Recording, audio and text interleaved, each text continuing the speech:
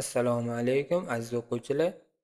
Mana bugun veb dasturlash kursimizda ikkinchi darsni boshlab olamiz. Esinglarda bo'lsa, o'tgan safar veb dasturlash kursini bo'limlarini o'rgangandik va veb-saytni yasash 3 ta qismga bo'lib o'rgangan edik.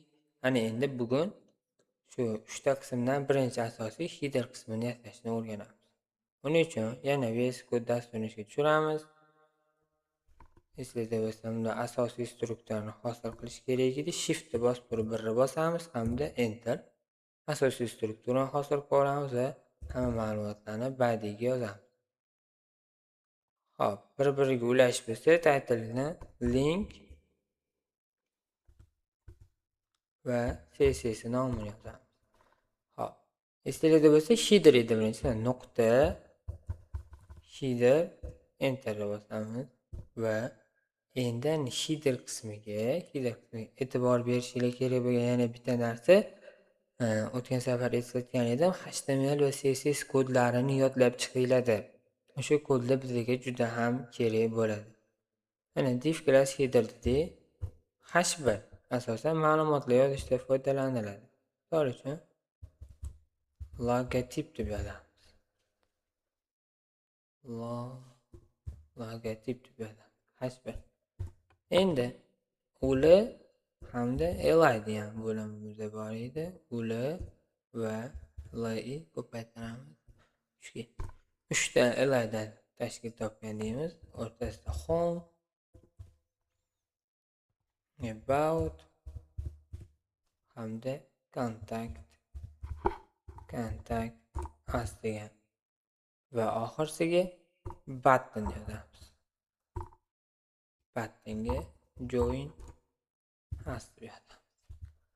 Mana biza nimaga bularni yozdim? Bu ixtiyoriy so'zni yozsanglar bo'ladi. U aniq bir narsa yozishimiz shart degani yo'q. Endi uni ko'ramiz. Ya'ni indeks esinglarda bo'lsa, o'tgan safar aytganimda ham bitta fayl bo'limida автосейв yoquv bo'lishi shart. Hop, indeksga kiramiz.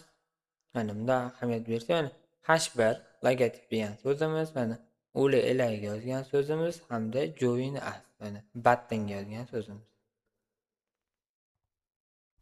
Endi CSS ga bir-biriga ulab oldik.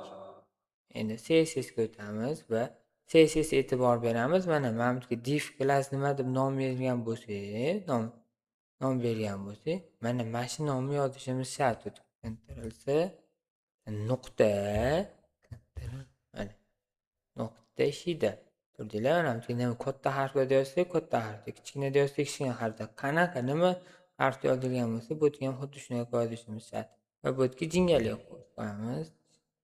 Enter tugmasini bosamiz. Endi biza bularni mana shu ishimizni bir qator qilib olishimiz kerak, chiroyli qilib. Buning uchun nima qilamiz? Birinchi display flex degan. Display flex yozamiz va nima rezultat bor? Ko'rib boramiz. So'zlarimiz yonma-yon bo'ldi. Endi ikkinchisi justify content yozamiz. Justify content space between. Orasini bir xillik masofaga olib yozib. Endi biza mana buni ham bir qator qilishimiz kerak. Endi bu headerligi ulni ichidagi bo'lganligi uchun pastdan yana yozamiz nuqta header hamda ul. Bu nima degani? Headerni ichidagi ul. Headerni ichidagi uliga biza display flex beramiz. Ya'ni display flex beramiz. Mana bir qator bo'ldi. Bular faqat oldida nuqtasi bor endi. So'z oldiga nuqtasini olib tashlashda list style none deb yozib qo'ysak, mana bizga oldidagi endi bularning orasini ozgina ochishimiz kerak, bir-biriga qapishib qo'ygan. Buning uchun nima deymiz mana? Headerni ichidagi ulni ichidagi li. Xuddi shunaqa yozamiz. Mana nuqta header joy ochamiz, joy ochamiz, li. Margin 10 piksel yozamiz. Mana e'tibor bergan bo'lsanglar, orasi ochildi bilan. Endi mana bu so'zimiz sal xunukroq bo'lib qolibdi. Shuni to'g'rilab olamiz. Bu mana button.